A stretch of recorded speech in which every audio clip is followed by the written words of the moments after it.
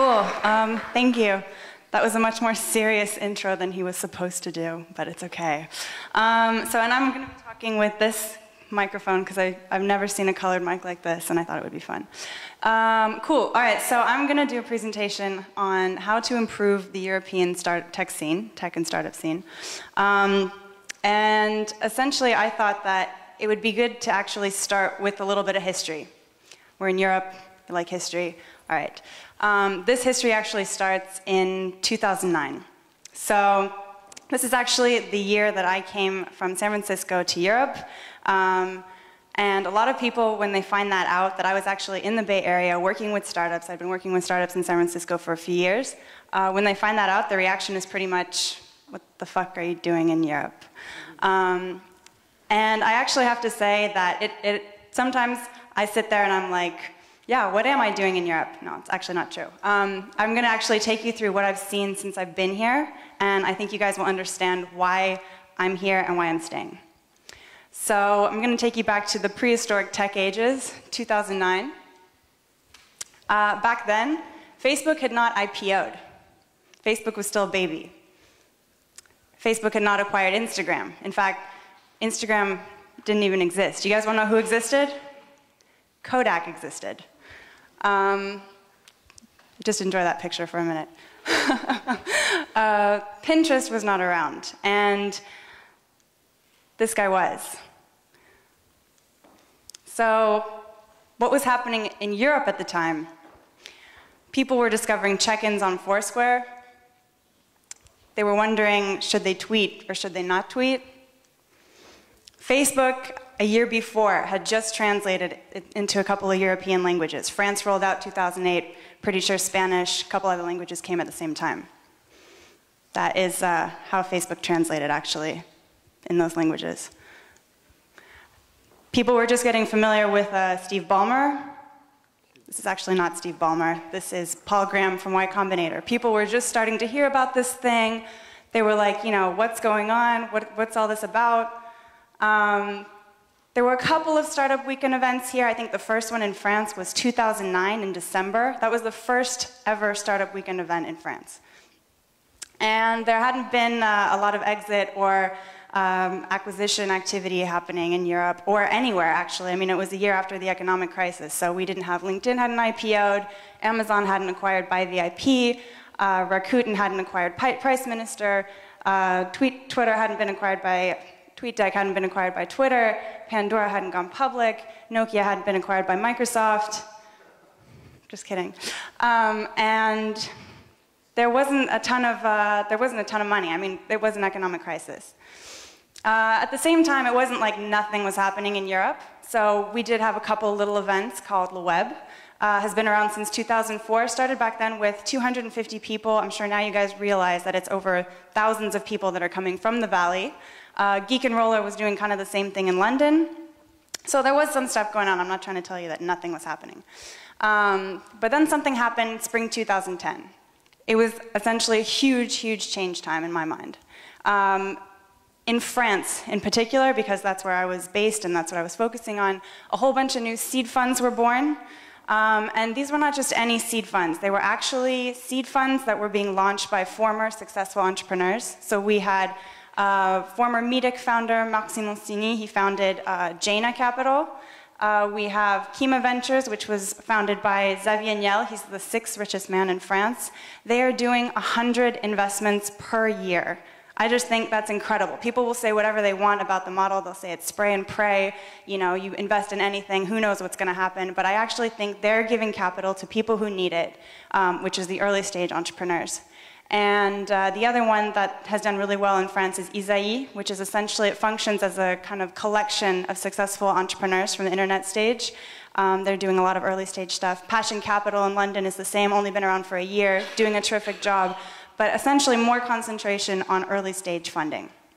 More events started popping up. I told you guys Startup Weekend had its first event ever in France in 2009. By 2010, end of 2010, France is actually the 2nd country after the US to host the most Startup Weekend events. That just shows you the amount of attention and effort that was going into people wanting to innovate. There's tons of other events that have been popping up. I think now, I mean, I get as many invitations to weird events that have to do with startup and tech all over Europe as I did when I was living in San Francisco, which is remarkable. Even in places like Romania and Macedonia and God knows where else. And there was more mentoring. More mentoring started happening as well. I think 2007 is when Seed Camp launched, and they were pretty much the only accelerator for a while. 2009, I think, Startup Bootcamp, Le Camping, Springboard, Oxygen Accelerator, Hack Forward, I have no idea how many more there are out there, but people actually started to care about helping one another, and it started to make a really, really big difference. So Silicon Valley is exciting, but I had never seen such dramatic change in such a short period of time as that year that I had been living here. So of course I decided not to go anywhere. And I have to say that I started to adopt this philosophy. There's a lot of people who have left Europe, who've gone back to Silicon Valley, or they've gone to Silicon Valley, they're Europeans who've left. I started to believe that actually the true entrepreneurs are the ones who stay here, because when you're faced with a challenge, when you're faced with a problem, you don't run.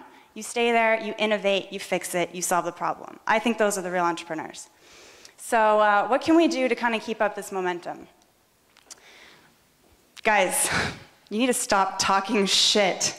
I'm being serious. Like, it's insane. What Americans think about Europe is actually what Europe is telling America to think. So I know, for example, the media doesn't help. You know, every time there's a strike in France, that's all that gets printed in the paper. But you know what? Actually, whenever I would meet an American businessman and be like, what do you think about, you know, doing business in Europe, doing business somewhere else? The stuff that they would throw at me. There's strikes, you know, these French people, they're always on vacation. I heard there's no startups, there's no funding. All that stuff, where did they get that? They didn't get that from firsthand experience. They got that from people who were in the valley talking shit. So you guys need to start saying positive things. And I'll give you another example. The recent example of Hungary. People are now contacting me all the time. They're like, you know what, I heard of this place called Hungary. And I heard that there's some pretty cool startup activity going on there. I actually hear it's the hot spot of Europe. I got somebody who told me Hungary was the hot tech spot in Europe. And I think what's happening in Hungary is great, but I don't know tons of startups coming out of there. I don't know tons of investors. I think what they've done is they've taken a few great examples and they've really put them forward. And I think all of Europe can benefit by doing the same thing. So the second thing that I have to say is it's time to wake up the big corporations, the big guys. Anybody in here working for Microsoft, Nokia, Vodafone, those kind of guys. There seems to be a strange distance in Europe between these guys and the startup world. I do realize that there are programs like BizSpark, Microsoft BizSpark, Google Ventures, IBM hosts SmartCamp. These are all American companies. I'm wondering what the European companies are doing. And I'm talking cross-industry. It's not just in tech. Big guys in fashion, big guys in energy, I don't know, all sectors combined. They should all be paying attention to startups because we know when you become big, it gets really hard to innovate. So I also have to ask the question of why there's no talent acquisitions in Europe. When Google wanted to buy Path back in the day for I don't know how many millions, everybody started saying, well, yeah, it's not the product, it's the people. We never, ever, ever say that in Europe. I think that's kind of weird. And I also have to wonder if European startups don't also jump to exit too soon. It's kind of like the dream. I want to be acquired by Google. I want to be acquired by Facebook. We have so many amazing, especially in the e-commerce space, a lot of really, really great startups in Europe. And I keep wondering, how come there's no like big e-commerce conglomerate? How come Price Minister decided to sell to Rakuten? How come Vente Privée has never acquired anybody in France? Why did Buy VIP get acquired by Amazon? What's Net-a-Porter doing in London? How come these guys aren't working together? We also need to talk more about failure. Guys, don't hate me, okay? This was a special Italian that decided to put this into my presentation. We need to talk more about failure. This is a subject that's really close to my heart because I run the Fail Conference in France. And I actually encourage more countries around Europe to do the same thing. So we need to talk more about failure. And I actually think that it comes down to education. So when I went to school in France, the first thing that actually shocked me was how different the French respond to an incorrect answer than the Americans. Americans in the States, you know, we're full of like, oh my God, this is great, good job, high five. In France, whenever you write something incorrect on a paper, they like would circle it and underline it and write no in like big bold letters with like exclamation points. And I literally, the first time I saw that, I thought two things. I thought, one, God, what did the poor professor think when he saw my answer? And the second thing that I thought was, I still don't know what's correct. He didn't write the correct answer anywhere. So what I'm asking people to do is to talk about their failures, not to be like, yeah, I'm a loser, I suck, but to be like, look, this is what you can learn, and you don't have to do it, and we can all move forward together. I also think that, so cute, you guys need to think big. You need to think Europe.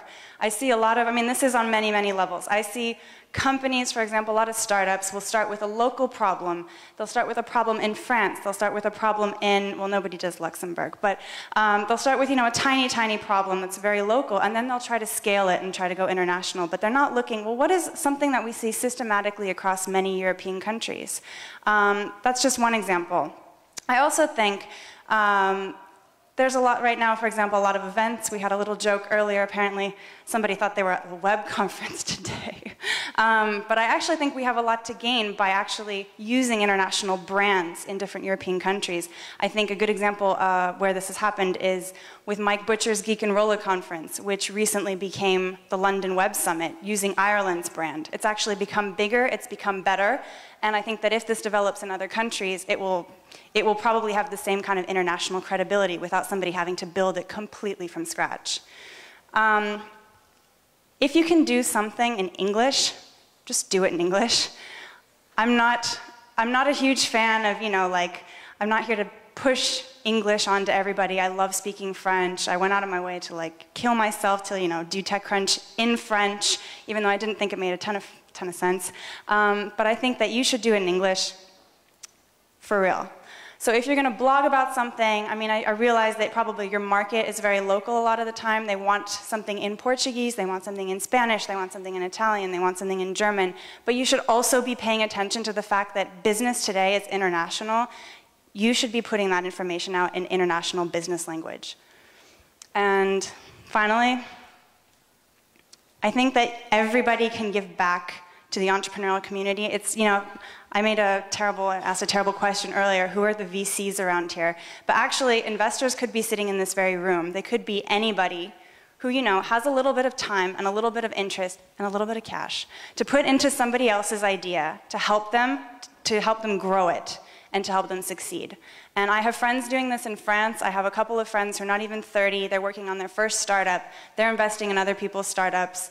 They're advising them. People are sitting on boards of different companies. I think we cannot just sit here and be like, look, we're not Silicon Valley. We're never going to be there. I actually think if you have the energy, the drive, and the passion, you'll do it. So thanks.